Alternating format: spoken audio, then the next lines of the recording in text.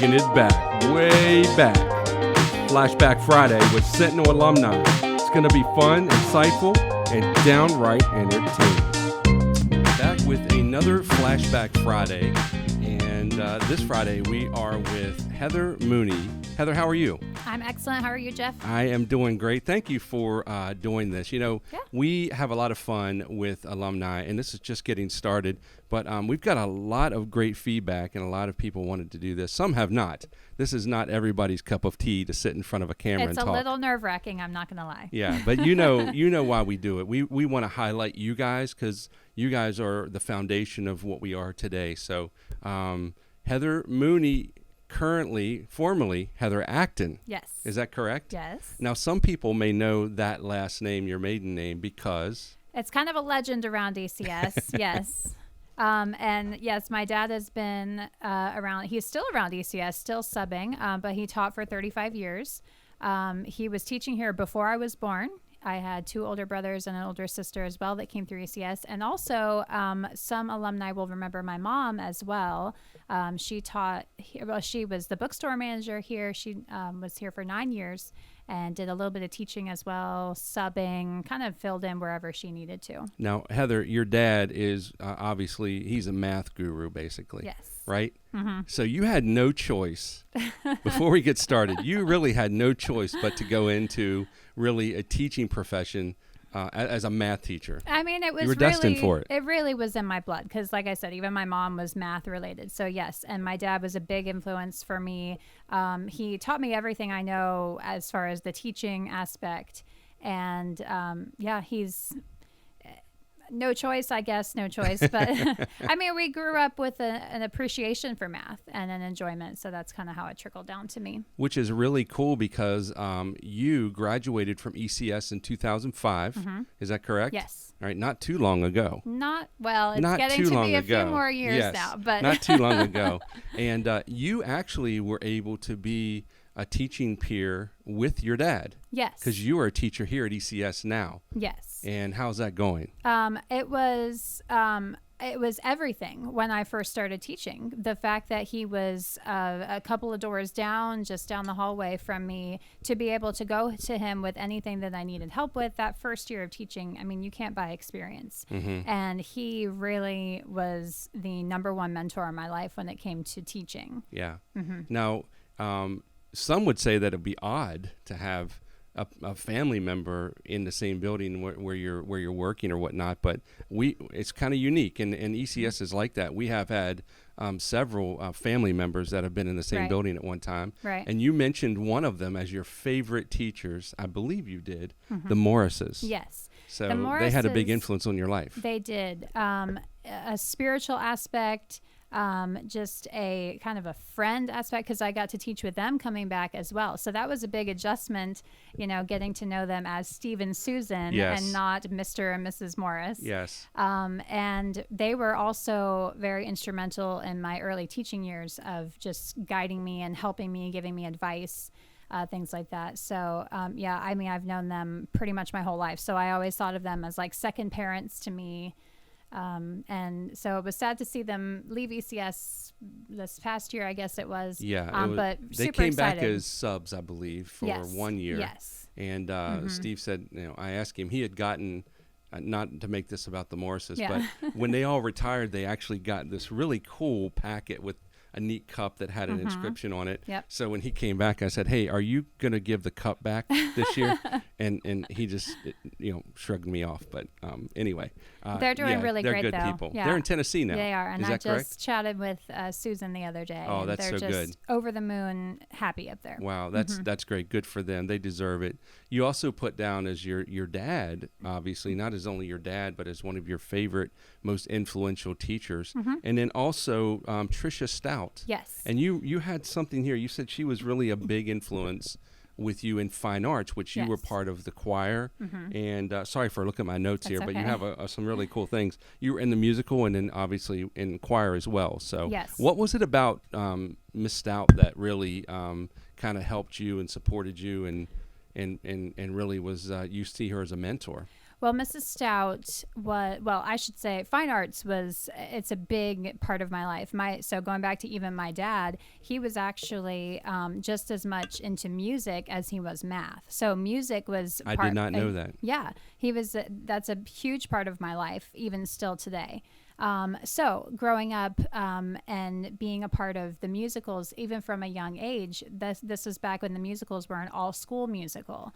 And so you had elementary students to high schoolers, and you didn't have to be in choir or drama. So you pulled out this talent of these people, so it was of these all students. School. Mm-hmm. Oh my God. So I've been in the musicals. My first one was third grade. And so that was still when my oldest, one of my older siblings, my older brother, was in it. So I was in these musicals with my older brother, older sister, and I grew up watching, the big kids, if you will, going through this. But Mrs. Stout was, she was the choir director. She was a big part of that. And so starting in, I think about 6th grade, I started taking voice lessons with her. So I had just a really close relationship with her. Me and my sister both. She taught me what I know about how I sing. Now, even still, I think about her. We had an amazing choir. We were an award-winning choir. We won first place in states. I think it was freshman year of high school, but yeah, she was just really, like, when I think back to high school, I think about Mrs. Stout. Wow, that's really cool. It's nice to reflect back on people who have impacted your life. And I mean, is it at all odd that you are now that person, that you're influencing others? I mean, I don't know if I want to say odd. That's not the word, but, no, but it's a life shift, I think, because you kind of, I think a lot of people think of themselves as still being like a high schooler. You kind of feel like you still have that awkwardness about you or whatever. Do you remember your locker number? I don't know the numbers, but I know exactly which ones. And I'll still walk down the hallways and say, I had that locker first. I had that locker. Because the new high school building was new my sophomore year of high school. So there's this locker that I was the very first one to have it. And it helped that I was acting because I was the first one. Yes. So that's how I A's. really You were in the remember A's. which lockers were mine. Yes. So, Now, a lot of people, you just mentioned something. A lot of people that are here, like me, I'm just part of the school in 2011, so I'm a relative newbie.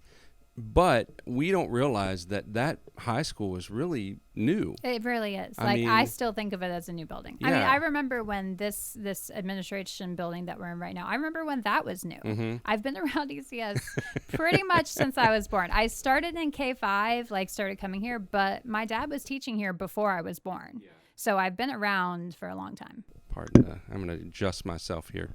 Did your brother and sister go here as well? 2 brothers and 1 sister. Wow, you have 2 brothers. Wow. Yeah. Are you the youngest? I am. Oh, you're the baby. Yes. Spoiled rotten. I know, of course. Hence, you put your dad's name down as your favorite teacher, yeah, and course. he's probably going to smile when he hears this. Exactly. Yeah, he is. He is. Well, that's cool. And again, I just think I've said this on many casts. My daughter graduated here in 2018. My son is still here. He's a junior, and just the impact that ECS has had on our lives and the teachers that are here, it's been quite amazing since our relocation. So it's been really cool. I always get to enjoy talking to teachers, and we've talked to quite a few that have been alum, and it's just nice to see how you're giving back and how you're really pouring yourself back into the school. Now, when you were here, you mentioned fine arts, and fine arts is kind of a growing thing here at ECS. It's been around a lot, but I think the numbers are starting to get better. Well, maybe not. I don't know if you guys were doing an all-school musical. I just look at fine arts right now. They do a terrific job. Absolutely. For just limited resources that we have, and I'm sure you had even more limited back in your, when you were here. We were wearing the same costumes year to year. We didn't have special costumes for the particular show we were doing. We just kind of tailored them to what we needed them to, what era we needed them to fit. We did have some really special moms who would help out. I think about Pam LaFeria. And I know she was a huge part of the fine arts and especially the costume department, props and stuff. But you're right. We we didn't quite have the funding as much back then, so we Yeah. were kind of pulling together what we could. Yeah. But it really was a huge part of my life. Like, I look back on that time and really cherish those memories and those shows, the late practices, just all the hard work that It's was put intense. into that. Yeah. I mean, it's intense now. I tend to see them. It makes me tired, but they do a lot of work, and they're here, a lot of hours. You were also a cheerleader. Yes. And you played soccer, so Yes. you were a cheerleader. We were before this podcast started. I asked you to test your mic, and I asked you to get loud, and you had no problem with that. No. So I didn't I'm a realize that teacher. I about could you. get You're loud. you're very quiet and composed when I see you in the hallway, but I can see the cheerleader. I'm sure you can really belt it out. I can't. So, Well, between cheering and singing and then teaching, I've got quite the pipes behind me. Yes. Yeah, we could hear that. We could hear that. I think you scared our producer to death here. So what was it about cheer that really drew you in as well? I mean, you are a charismatic person, very outgoing. It helps to be that. But did you have a great time? Who was your Friends. coach? My coach was Jean Montgomery. I still see her now and consider her a friend now. It was really about my friends. I mean, I love cheering. I love the sports, the basketball, the football, what we were cheering for. But honestly, it was just bonding with my friends. We did competition cheer, which was a lot of fun. Yeah. The practices, preparing for that, the competition itself. My best friend growing up in high school was Ainsley York, Courtwright York. Yes. And we did everything together. We did choir, the musicals, cheer. I mean, we were inseparable. So all of our classes she's together. spunky too. Yes, she Yeah, is. she's very. So just all that bonding time and getting to share that with your friends. That was really it for me. Yeah. Yeah. And soccer as well. You only played a couple years, but A few years, yeah. that's Soccer a big is, sport here for girls. It is, at and it's ECS. bigger now than it was. My soccer also comes from my dad as well, being English. I grew up learning and doing all things soccer. So, yeah, I spent a few years playing that competitively as well. Wow. That's awesome. So you graduated in 2005. You're ECS grad. You went to FGCU. And you spent 4 years there. That's a great school. My daughter is actually there. She's a junior now. And I think it's a very underrated school. But, I think, did you always know you wanted to be a math teacher? That's a good question. No. I mean, I kind of had it in the back of my mind. Obviously, teaching is in my genes. But I went in with an open mind. I was definitely on board with math. I went in as just a math major. And I didn't know if that was going to lead me into accounting or finance or business or something kind of that related, banking, maybe something. But it was my junior year at FGCU. I was tutoring a girl at ECS. She was my dad's student and she needed tutoring. So my dad How convenient, had me. right? Exactly. And that was a turning point for me. And I remember looking forward to that part of my week and really enjoying seeing those light bulb moments. And that was like, you know what? I think I do want to do this. So I continued as a math major because I felt like I wanted to be a expert, and I use that very loosely. Okay, An yes. expert in my field. I don't know. Some of your students may say you're an expert. Well, they're very kind, but to them, I'm an expert. But I wanted to know my subject very well. Yes. Because I felt like, especially at the high school level and above, I wanted to really know my subject in and out, to be able to answer the hard questions, to be able to give thorough explanations. Yeah. So that was a big turning point, to know that that teaching really was what I wanted to do. Well, I think you've done an outstanding job. I know you have a great track record here, so much that you were a 2016 Golden Halo Yes. award winner. Now, in the public school sector, that would be the Golden Apple. Is that what they call it? So it's the same thing. Yeah. And you're nominated by your peers and also by people that come in that actually, I think they actually monitor your classroom. Is that how that works? Yes. So you're nominated by a student. Okay. And then the committee comes in and they do a little observing. You have to kind of write a sort of an application from your perspective. You're nominated by a student, but then you do have to kind of share a little bit from yourself and kind of some of your story. Yeah. And they come in and observe, and then you get to be a finalist, and then you go to the banquet where they announce the winners. Wow. And then I end up being a winner. More impressively, you've been out of school 2009, you graduated from FGCU. Is that correct? Yes. And then 2016, you're getting the, it's like a Golden Globe, basically, of the teachers, or an Emmy or a Grammy, whatever you want to call it. How gratifying was that to you to get that? It was a big deal. I said first year of teaching can be rough. You can't buy experience. So teaching, yes, it comes naturally to me from my dad, but that doesn't mean you're automatically going to be amazing at it. So it definitely was a learning experience. If any of my students from my first few years are looking at this, they might be thinking, really? But I hope that I made some kind of an impact on them. And that was only a learning experience for me and growing from that. So I think I eventually got something right. And, it's just, the hard work was recognized, I think. Well, it's such a great reward. And again, not to diminish the folks that are watching this, and but this is actually of your peers, not just in the school, but across the board in all of the private schools. So this is a big deal. Yeah, this is a real big deal. And there's a nice event. I've been there, and they celebrate you guys, and I think they do a terrific job at it. How do you prepare as a teacher each year? Obviously, you go through a summer, you get to relax, and which is much needed. I mean, I think personally, I've substituted before. Being a teacher is flat out exhausting. It is. And I honestly, personally for me, I couldn't imagine doing it full time. And I've always said, man, our teachers are the most undervalued, underpaid people, or one of those, and you're in that class of that group.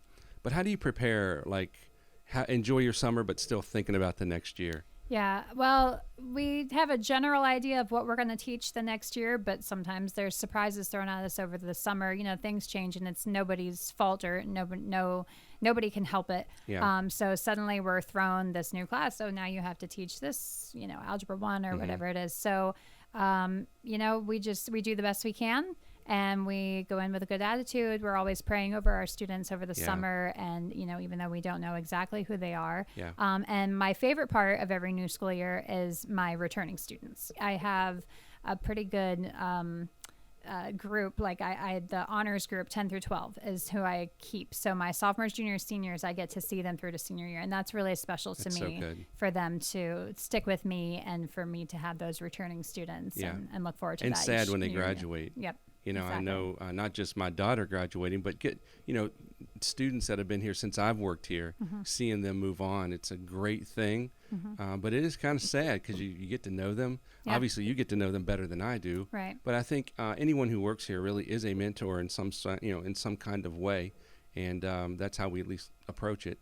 And it is sad when people leave, but again, gratifying that you're able to push people to maybe a place that they didn't think they could go mathematically. So that's a really cool thing. It's so rewarding when they come back too, and they tell us what impact that we had on their lives. Yeah. So that's what it's about, making an impact for Christ. And math is great, but it's not what it's about. Yeah. So when they come back and talk about how we've made a difference in their lives, that really is rewarding. Yeah. Everyone that I talk to, friends that aren't involved with a Christian school, sometimes they have a perception that it's there's no wrong being done, and that it's just must be the most perfect place to work. And I have to correct them quickly, because I fail every day, of course, as well. Not even looking at the students, but the thing that you keep mentioning is talking about the Lord and Christ, and isn't it great to be able to talk about prayer and to be able to pray over a student? Maybe if a student is struggling and you're tutoring, because I know you tutor as well. Isn't it great to be able to have the freedom just to say, hey, let me say a quick prayer with you? Absolutely. I think that is so good. I think it is something that we can't forget at this school or anywhere, that we have the liberty and the freedom to do that. Absolutely. And I think that is a beautiful thing. So you're married. I am. And your husband's name is Tommy. How did you guys meet? Well, going back to high school, I have been with him since my junior year of high school. Okay, so I didn't know. Go here. Okay. I was going to say, am I going to embarrass myself on this podcast by not knowing that? No. No. Okay, so he graduated from another school, but you Right. guys were dating when you were in high Right, school. exactly. So we go back quite a ways. So yeah, we're still together, very happy, 3 beautiful children, Yes. and they're here at ECS now. And yeah, we're just continuing that ECS legacy. Nice. Now, do they love math like you do? I don't know. It's kind of hard to tell. My daughter, who is the oldest, not as much. No, she's my little artist. Oh, and okay. Yeah, so That's great. She tolerates math, and I make sure that she's good at it. Yes, of course you do. But There was some emphasis right there in your Yes. eyes. You gave me the Yes, big yes, eye. yes. I'm sure she has no choice but Right. to excel. Right, but you know what? I don't Yeah. need them to love it. Yes. I just I want to celebrate what they're good at, Yes. because their dad also is amazing at a lot of different things. Math also, but he's artistic in ways as well. So they get other things from him, and I'm glad to celebrate that. I'm glad for the different personalities. That's so good. Yeah, so you have all 3 of them here. Now, if hopefully they'll graduate from ECS. Of course. But will they all be lifers? Starting in yes. preschool? Starting at about 3 or 4 months old, each of them. That's amazing. Yeah, and you 'cause- have one in preschool now, right? Your youngest. Yes, is I'm in preschool. my last year of the preschool. So my Yes. daughter is 10, and she started at 4 months old. Wow. So then now my youngest is in K3, which is the oldest that the preschool goes. Cool. Continuing the legacy. Yes, maybe she'll take Yep. your classroom one day. Maybe, I don't know. Yes. Hey, Heather, if you had a chance to go back and do anything over again, is there one thing that you would do differently in high school? That's a difficult question. I don't know. I think I would listen to my teachers more and value the wisdom that they had, because, it's easy as a high schooler to think, oh, they're old, they don't know what they're talking about. And, but I am trying to impart wisdom on my students and be like, listen, you don't even know, and They so, don't. right. They don't know. Whatever it is, whatever Yes. situation. So I know I was that high schooler, just, my head just stuck in the clouds, and you don't know what you're talking about, I can't old imagine man. that, but hey, it's okay. But so I think that I would be more willing to listen to that wisdom. Okay. Yeah. All right.